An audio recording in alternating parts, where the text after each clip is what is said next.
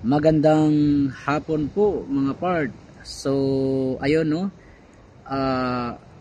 sagutin po natin ang request ni Sir na nais niyang ipasalin ang salitang Filipino gaya ng magandang umaga, magandang hapon, magandang gabi na mga salita nais niyang isalin sa salitang Maranao. So upang makatulong din po no, ang magandang umaga po sa Maranao, ito ay mapia akapipita. Mapia akapipita. At kapag magandang hapon naman po, ito ay mapia mautu alungan. Mapia mautu alungan. Kapag gabi naman po, magandang gabi, mapia gagawi. Mapia agagawi.